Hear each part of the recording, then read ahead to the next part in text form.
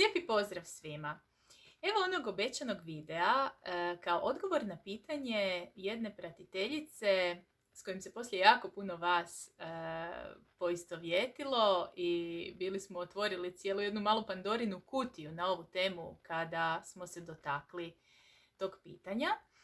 A tiče se jednog fenomena gdje na neki način ne osjećamo svoj vlastiti stres dok nije prekasno, dok onako voda ne dođe do grla.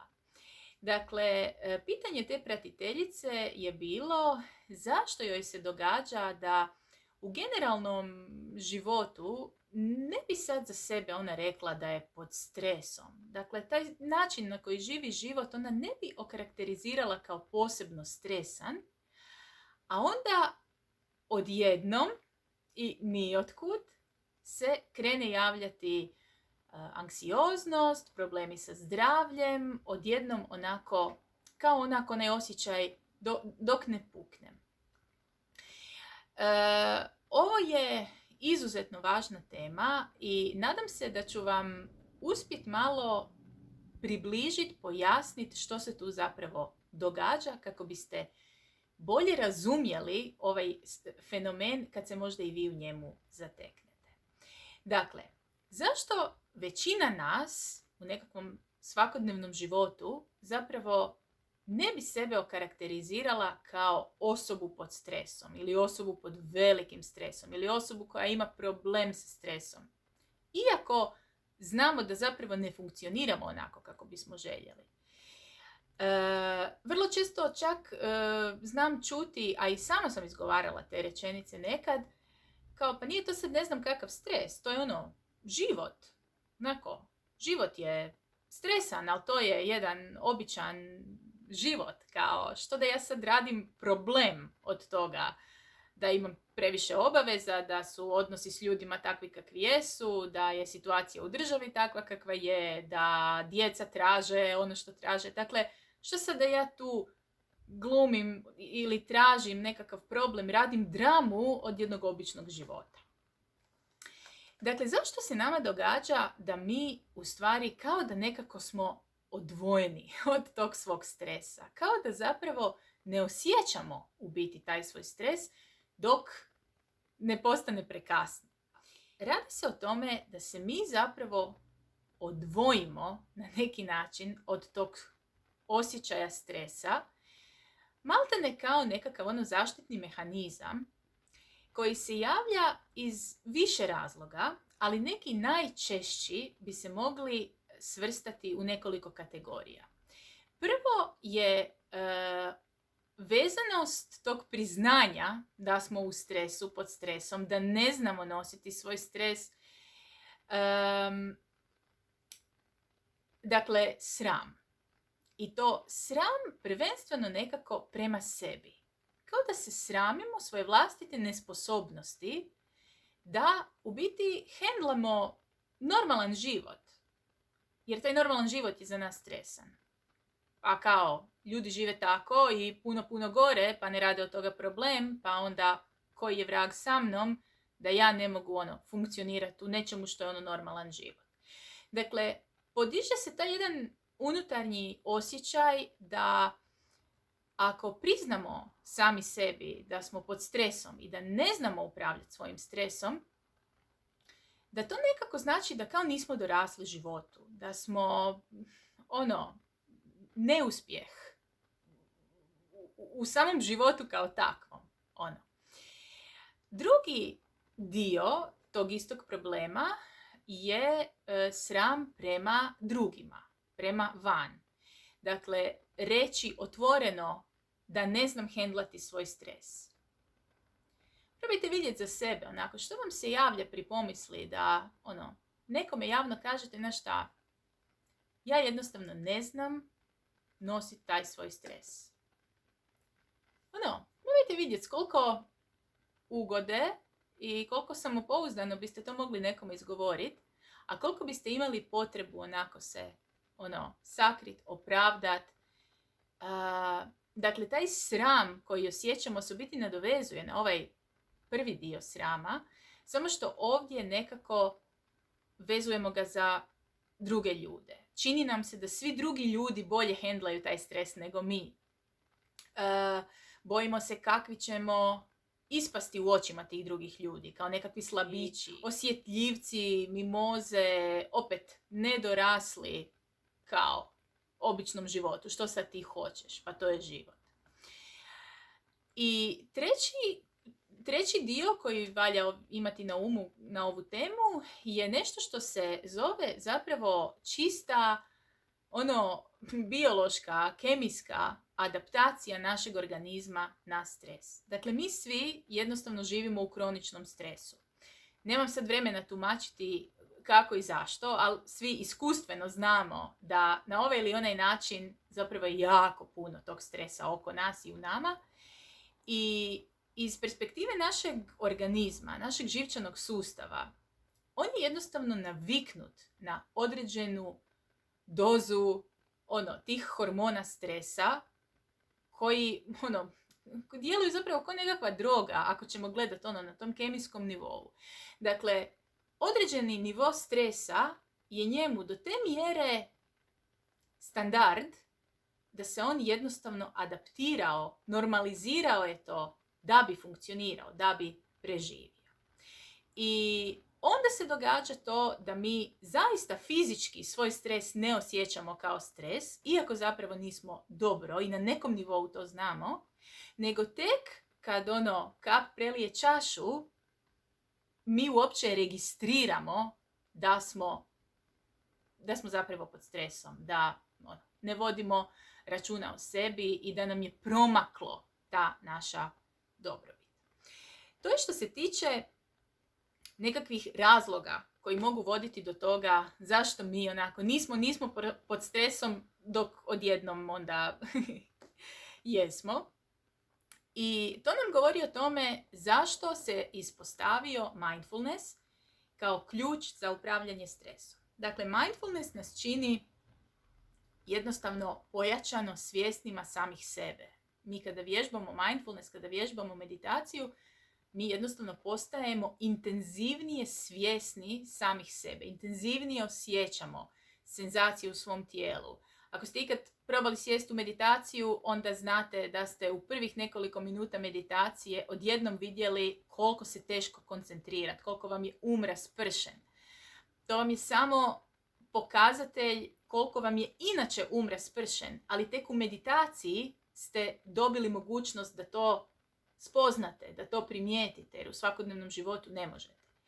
Zato vježbanje mindfulnessa i vježbanje meditacije u nama stvara to da mi jednostavno postanemo intenzivnije svjesni sebe. Kako postajemo intenzivnije svjesni sebe, tako počnemo primjećivati te ranije znakove stresa, dok su oni još onako suptilniji nego u redovnom funkcioniranju.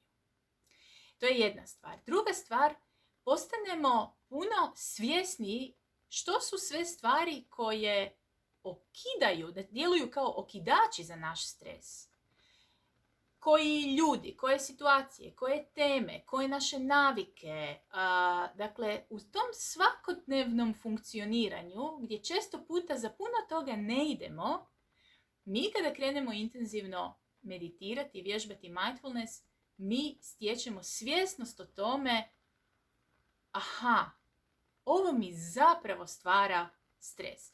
Često puta sam davala taj najplastičniji primjer gdje je jedna polaznica MBSR programa smanjenja stresa u mindfulness danu, kada cijeli dan provodimo u meditaciji, došla na kraju dana sa ogromnim uvidom: nikad nisam išla za tim koliko nervozu mi stvara vrućina.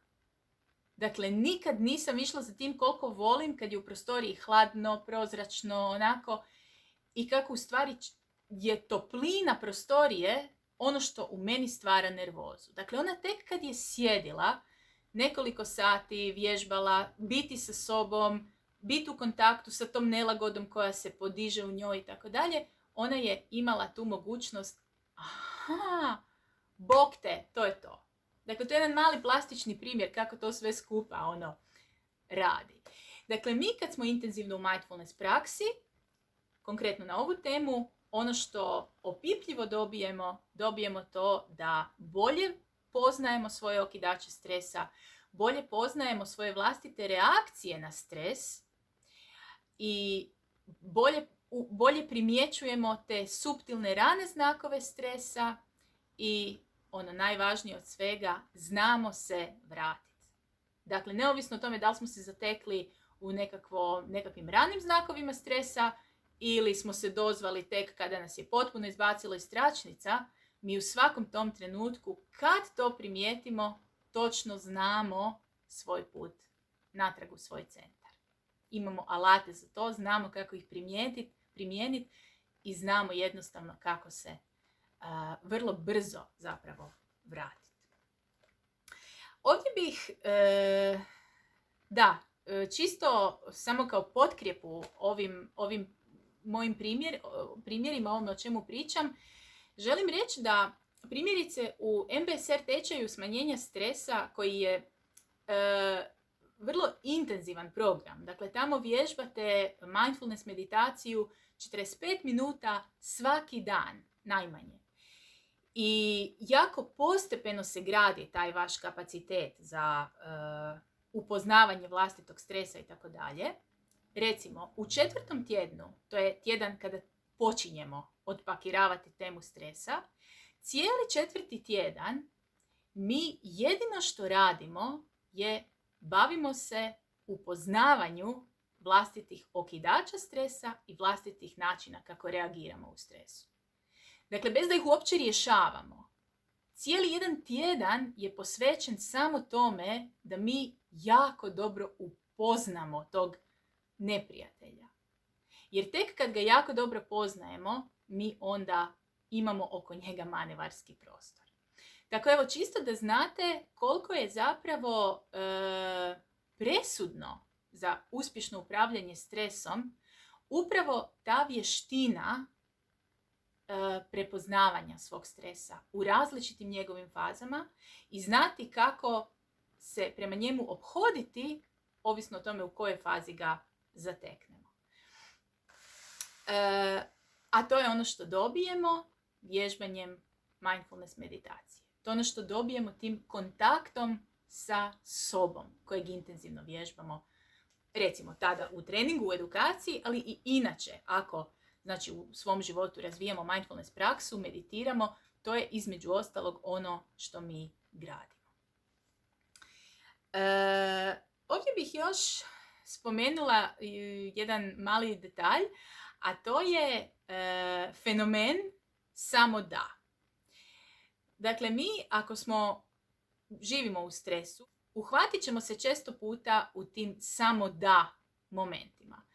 Dakle, sad ću se ja resetirat, samo da se završi ovaj projekt, samo da krene škola, samo da uhvatimo ritam, samo da se vratimo s puta, samo da, ne znam, lista je nepregledna tih samo da. I mi zaista svaki put kad to kažemo, to zaista mislimo, nama se zaista svaki put čini da još samo da se sad ovo riješi i ja onda stajem na loptu, krećem iz početka i tako dalje. Međutim, iskustvo nam pokazuje da taj samo da, kojeg god mi dohvatimo i riješimo, zapravo nikad ne donese stvarno dugotrajno rješenje. Zato jer nije problem u tim preprekicama, u tom samo da 1, samo da 2, samo da 3. Jer i kad porješavamo tih nekoliko samo da, vrlo brzo se ponovno uhvatimo u nekom sljedećem samo da. Nego je problem u brzini ritma kojim se mi krećemo. Dakle, mi jednostavno, ako želimo uspješno upravljati svojim stresom, nećemo nikad to dostići tako da smo doista porješavali sve svoje samo da i sve svoje to-do liste i uredili savršeno sve segmente svog života, nego tako što naučimo sebe centrirati usred okolnosti takvih kakve jesu. Dakle, ne nasjednemo na tu zamku samo da, nego znamo sebe vratiti u tračnice, zaustaviti sebe u sred tog kaosa, pa i onog najvećeg, jer je tek to mjesto s kojeg mi možemo uopće promijeniti taj ritam. Dakle, mi, da bismo bolje funkcionirali, moramo zapravo naučiti funkcionirati u skladu s tim svojim ritmom koji nam je dugoročno održiv, koji nije ta vječita jurnjava od koje smo stalno iscrpljeni i stalno tražimo predah gdje god i kako god, nego iznalaženja načina da vraćamo sebe na nekakav taj naš vlastiti ritam koji je jednostavno održiv, kojim se možemo kretati na duge staze. I kad se nađete u potpuno stresnim situacijama, znate da je zapravo najteži dio upravo onaj prvi korak, ono zaustavljanje sada i ovdje. Znači neću čekat samo da, nego sada i ovdje ću se zaustaviti, centrirati, udahnuti, izdahnuti, ono što se kaže, da bih uopće dobila jasnoću o svom sljedećem koraku. Imate na mom blogu tekst kako stati na loptu, gdje vam korak po korak razlažem proces kako da to napravite. Doslovce kako da stanete na loptu usred tog kaosa.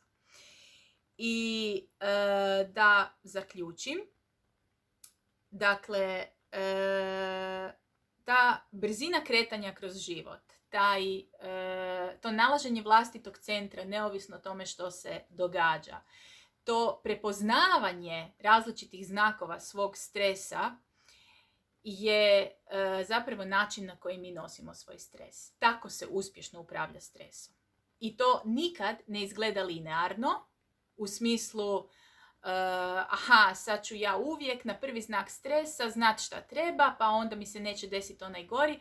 Dakle, nama će se događati spadanje iz tračnica uvijek, jer će život nositi svakakve situacije. I ono što je poanta, da se mi znamo u te tračnice vraćati. I kad primijetimo rane znakove stresa, znat kako se vratiti. I kad primijetimo malo jače ispadanje, ono neku narančastu zonu, šta nam onda treba da bi se vratili. I kad se uhvatimo u potpuno crvenoj, ljubičastoj, ne znam kakvoj zoni gdje smo potpuno ispali iz tračnica, sve je kaos, da čak i tad znamo i možemo najprije zaustaviti, centrirati sebe i onako znati što nam treba da bi se čak i iz tog mjesta opet vratili natrag u kaos, u centar. Dakle, kao što u meditaciji sjedimo i fokusiramo se na dah, pa nam odlutaju misli, pa ih mi vratimo natrag, pa opet odlutaju, pa ih mi dopratimo natrag. Pa u nekim meditacijama je to 2 puta u 10 minuta, u nekim drugim meditacijama je to 200 puta u 10 minuta. Tako isto u stvarnom životu, svakodnevnom, mi ćemo imati periode kad smo u dobrom ritmu, kad imamo taj neki flow, i imat ćemo periode kad smo izbačeni iz tog flowa i nikad nije poanta podesiti sve okolnosti svog života da ne ispadamo iz flowa, nego imati vještinu i alat u koji se možemo pouzdati da se njime znamo vratiti u kojoj god od faze stresa sami sebe zateknemo u tom trenu kad se dozovemo. Evo, dakle, u nekakvom zaključku mi se odvajamo od svog stresa kada nam je preteško priznati sebi da ne uspijevamo dobro nositi svoj stres, bilo zbog nekakvog značenja koje na to naljepljujemo, da smo onda podbacili u životu, da nismo dorasli odraslom životu, bilo da imamo sram prema van, kako će to biti dočekano, bilo da je u pitanju zaista jednostavno naš adaptirani organizam na određenu količinu stresa koji u biti ga ne percipira. Znate, ljudi kada, osoba koja nikad ne pije, popiće dec vina i itekako će ga osjetiti. Ali osoba koja svaki dan popije pola litre vina, ona ne osjeti tih pola litre vina. Ona bi osjetila tek litru vina. Dakle, po tom istom sistemu. Druga poruka je znači osvijestiti zamku ovih samo da i primijetiti kad nam se ta rečenica pojavi da nije poanta riješiti taj samo da i onda tražiti tamo centar i mir, nego je poanta naći centar ovdje i sada, iz tog mjesta onda ići dalje. I sve to skupa je zapravo puno lakše kada imamo kao saveznika redovitu mindfulness praksu koja daje ove konkretne rezultate na ovu temu, ali i djeluje istovremeno na još toliko drugih razina koja više ne stanu u ovaj video. Evo, nadam se da je to pomoglo. Ako će biti kakvo dodatno pitanje, naravno, dobrodošlo je. Lijepi pozdrav!